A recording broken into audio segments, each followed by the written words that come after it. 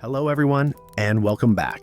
Today, we are diving deep into the lore of Disney Dreamlight Valley once again, and we are taking a closer look at a question that has been part of the community discussion since the last years. How consistent is the story of Dreamlight Valley really? For nearly 2 years now, players have been debating whether the narrative still holds together or whether too many contradictions have emerged over time through updates, new realms, and expansions.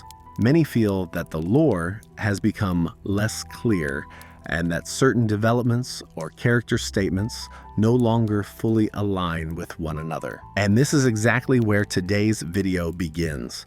We are going to examine the most important points of contention within the story and analyze whether Dreamlight Valley has truly lost its narrative thread or whether many of these supposed breaks can still be explained in a coherent way. This includes not only the main storyline surrounding the forgetting, but also the expansions and how well they integrate into the overall lore structure.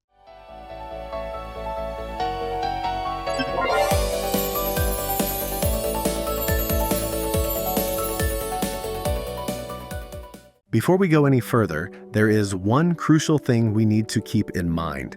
The world of Dreamlight Valley is not a real world. It is a dream world, a place shaped by childhood imagination, one that we slowly abandoned and nearly forgot as we grew older.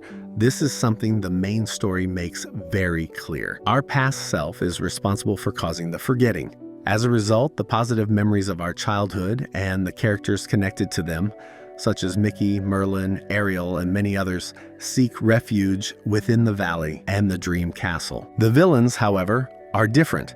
They are not weakened by the forgetting. In fact, they seem to grow stronger because of it. They become more powerful, more manipulative, and more dangerous. This is the core premise of the story in simplified form, and because Dreamlight Valley is a dream, I believe it is reasonable to accept that not every detail must be perfectly logical or consistent.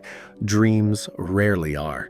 That being said, this does not mean that every inconsistency should be ignored, and that is why it is worth taking a closer look at these controversies. Many of the ongoing discussions focus on the dream castle and the realms. This is where several moments occur in which dialogue and quest information from different characters appear to contradict one another. Through free updates, the Dream Castle continues to introduce new realms and characters, each bringing their own stories. Sometimes these stories are closely tied to their original films. Other times, they directly connect to the main narrative of the valley itself. This leads us to one particular example that even challenges one of my own previous lore theories. It also serves as a strong example of a potential lore break. This example involves Alice and her statement about the Queen of Hearts. Alice mentions that the Queen of Hearts is supposedly located within the castle of her realm. However, my previous theory suggested that villains do not reside within the realms at all. The main reason for this is that the forgetting does not affect them in the same way it affects other characters. Instead of seeking refuge, villains gain strength from it. So, why would the Queen of Hearts remain within Alice's realm? In my previous lore video, I explained that realms can be understood as magical sanctuaries, shaped and manifested by the memories, emotions, and imagination of the characters connected to them. Sometimes this process involves a single character, and sometimes it is a collective creation. We learn this, among other things, through a quest involving Simba. We also know that characters can appear in an already existing realm through later updates, such as Timon and Pumbaa or Lumiere and Cogsworth. This could imply that additional characters might eventually appear in the Alice in Wonderland realm as well. Alice's statement certainly seems to point in that direction.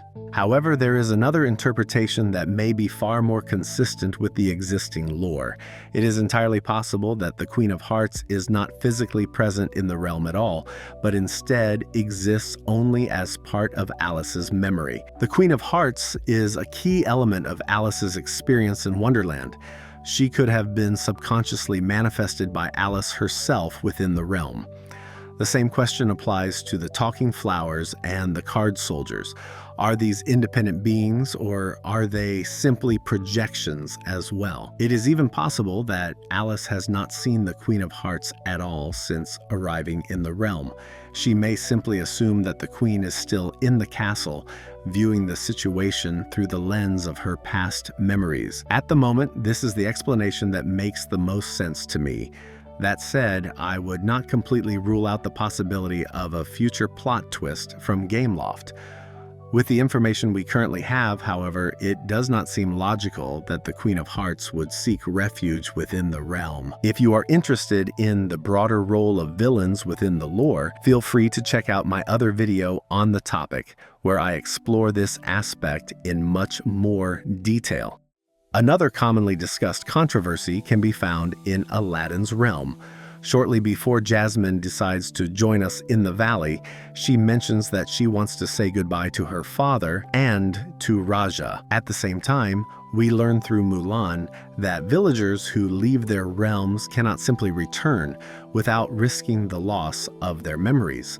This has led many to question whether it makes sense for Jasmine to accept what appears to be a one-way journey to the valley while leaving her family behind. The key detail here is that this is not truly a one-way decision.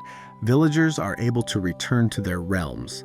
However, doing so is a conscious choice to re-enter the illusion of the realm, along with the risk of memory loss. This is a decision that each character must make for themselves. In this moment, Jasmine deliberately chooses the valley, Aladdin, and the goal of helping restore balance. She could return at any time, but she chooses not to, knowing the risks involved. Once again, we can ask whether the Sultan and Raja are physically present within the realm at all, or whether they are part of the illusion Jasmine has created there. If we were to encounter the Sultan in the future, we would likely need to help him confront his own inner conflict and convince him to leave the palace, just as we do with other villagers.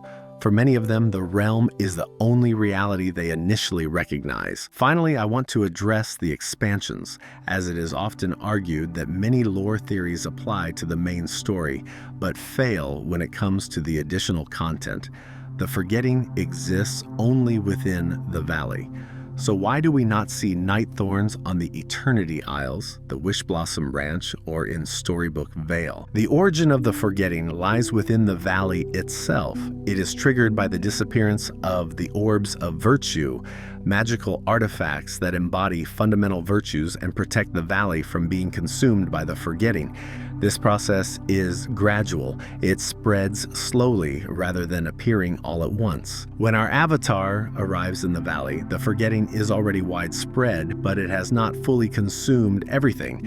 The expansions take place in distant regions that the forgetting has not yet directly reached. However, our absence and the chaos within the valley still had consequences beyond its borders. Villains grew stronger and more cunning, while many opposing characters sought refuge in the realms. Although these other lands were not overtaken by the forgetting or night thorns, they faced their own forms of instability and conflict, indirectly caused by the events unfolding in the valley. For this reason, I believe the expansions still function within the established lore, even though they tell their own separate stories and conflicts.